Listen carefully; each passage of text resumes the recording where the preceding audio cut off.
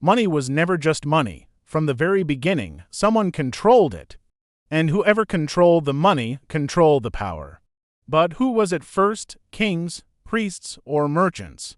We often imagine early money as something neutral, coins being exchanged freely with markets deciding their value. But the first currencies were never free. They were controlled, issued, and protected by authority. Before coins ever existed, value was controlled through obligation.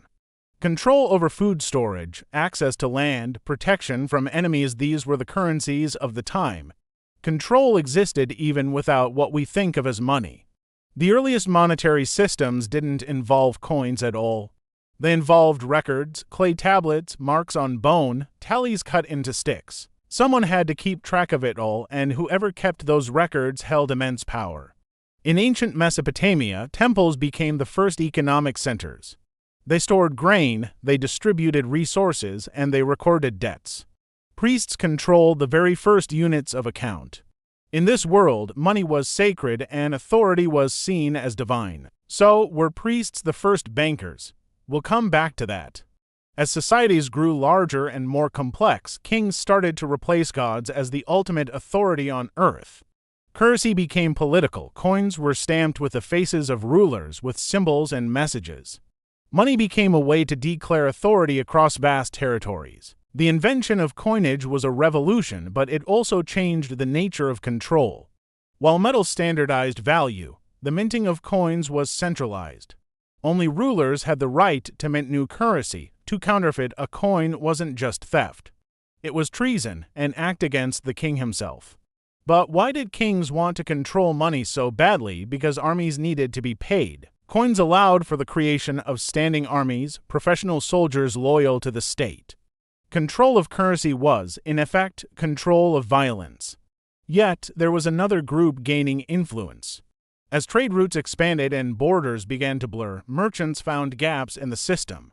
Merchants didn't mint money, but they heavily influenced its flow. They decided which coins were accepted in which markets, creating their own networks of value.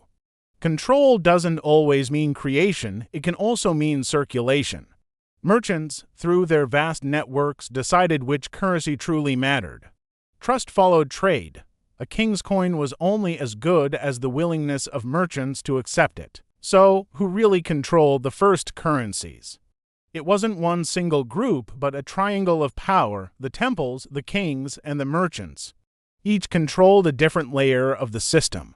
Temples controlled the accounting, the very idea of value. Kings controlled the authority, the physical minting and enforcement.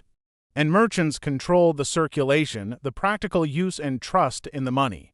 A currency could only survive and thrive if all three of these powers were aligned. Of course, controlling money creates temptation. Debasement, where rulers would mix cheaper metals into their coins, manipulation of supply, and inflation. Power rarely resists the urge to control. And what about the everyday people? They had little choice in the matter. Currency was enforced by law, by religion, and by the basic need for survival. Using the official money was not optional, but there were moments of crisis. When trust in a ruler or a system collapsed, people would hoard valuable metals, revert to bartering, or simply refuse to use the devalued currency. In those moments, the control of the powerful weakened.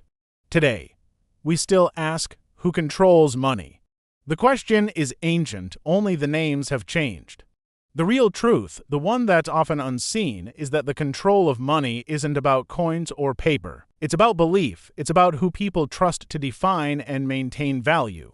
From ancient temples to kings to modern central banks, the mechanism of control has evolved, but it has never disappeared. So, who controlled the first currencies? The ones who controlled belief. Money always follows trust, trust follows power.